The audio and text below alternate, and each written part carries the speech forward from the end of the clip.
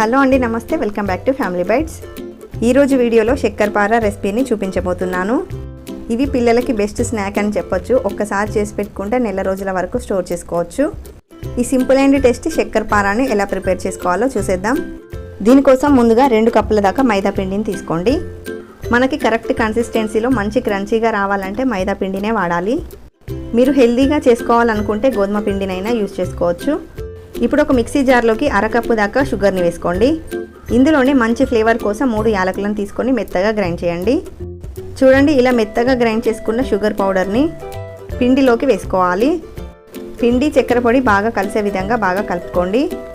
ఇప్పుడు మనం చేసే చక్కెరపార మంచి క్రంచీగా రావడానికి ఇందులోకి 1/2 కప్పు దాకా నెయ్యిని తీసుకొని వేడి చేసుకోండి. ఇలా నెయ్యితో చేయడం వల్ల టేస్ట్ కూడా చాలా బాగుంటుంది. ఇలా వేడి చేసిన నెయ్యిని పిండిలోకి వేసుకుందాము. నెయ్యి వేడిగా ఉంటుంది కాబట్టి ముందుగా ఇలా స్పూన్తో బాగా కలపండి. ఆ తర్వాత చేతితో రబ్ చేస్తూ పిండి మొత్తానికి నెయ్యిని బాగా పట్టించాలి. ఇలా నెయ్యిని పిండికి పట్టించడం వలన చాలా క్రంచీగా రుచిగా వస్తాయి, లేదంటే గట్టిగా వస్తాయి. కాబట్టి ఈ స్టెప్ని స్కిప్ చేయకుండా ఇలా నెయ్యిని బాగా పట్టించండి. ఇలా కొంచెం పిండిని తీసుకొని ప్రెస్ చేసామంటే చూడండి, ఇలా ముద్దలాగా వచ్చిందంటే కరెక్ట్గా వచ్చినట్లు. ఇన్ కేస్ మీరు ముద్ద చేసిన పొడి పొడిలా పిండిలాగానే ఉందంటే ఇంకొంచెం నెయ్యిని వేడి చేసి బాగా కలపండి. ఇప్పుడు ఇందులోకి కొంచెం కొంచెంగా నీళ్ళని వేసుకుంటూ సాఫ్ట్ పిండిలాగా కలుపుకోవాలి. కావాలంటే మీరు నీళ్ళకు బదులుగా కాచి చల్లార్చిన పాలనైనా వాడుకోవచ్చు. ఇలా సాఫ్ట్గా చపాతీ పిండిలాగా కలిపాక ఇప్పుడు ఈ పిండిని 1/2 గంట నుంచి గంట సేపు నానబెట్టుకోవాలి. 1/2 గంట తర్వాత పిండి బాగా నానింది కదా, ఈ పిండిని మరొకసారి నీట్ చేస్తూ కలపండి. ఇలా పిండిని బాగా నీట్ చేశాక ఈ పిండిని 3 పార్ట్స్ కింద డివైడ్ చేసి తీసుకుంటున్నాను. ఇప్పుడు ఒక్కో పిండి ముద్దను తీసుకొని రోలర్తో ఇలా రోల్ చేసుకోండి. పొడిపిండిని కానీ ఆయిల్ని కానీ పెట్టాల్సిన అవసరం లేదు. డైరెక్ట్గా ఇలా రోలర్తో రోల్ చేసుకోండి. మరీ మందంగా కాకుండా మీడియం థిక్నెస్లో వచ్చే విధంగా స్లోగా రోల్ చేయండి. ఇలా మీడియం థిక్నెస్లో రోల్ చేశాక ఎడ్జెస్ని కట్ చేసుకుందాము. ఇలా కట్ చేసిన ఎడ్జెస్ని తీసేసి ఇప్పుడు స్క్వేర్ షేప్లో వచ్చే విధంగా పీసెస్ కింద కట్ చేసుకుందాము.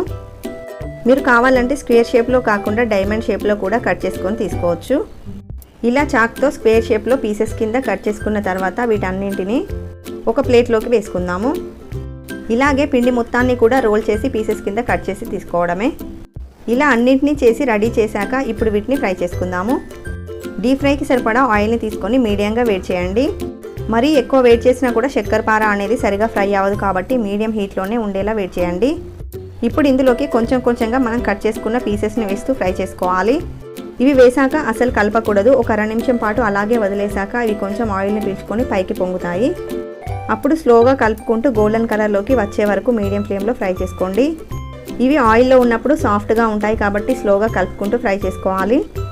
వేడి మీద కొంచెం సాఫ్ట్గా ఉంటాయి. ఎలా అయితే ఇవి చల్లారుతాయో అలా క్రిస్పీగా తయారవుతాయి. ఇదే విధంగా అన్నింటినీ ఫ్రై చేసుకొని తీసుకోవాలి. సో ఇంతేనండి. ఇలా మనం చాలా ఈజీగా చక్కెరపారని చేసుకొని స్టోర్ చేసుకున్నామంటే ఎప్పుడు తినాలంటే అప్పుడు తినేసేయచ్చు. ఈవినింగ్ టైంలోకైనా లేదా పిల్లల స్నాక్స్ బాక్స్లోకైనా చాలా బాగా యూజ్ అవుతాయి. ఈ simple and tasty snack recipe మీకు నచ్చినట్లయితే వీడియోని లైక్ చేయండి, షేర్ చేయండి. మరిన్ని టేస్టీ రెసిపీస్ కోసం ఛానల్ని సబ్స్క్రైబ్ చేసుకోండి. Thank you for watching.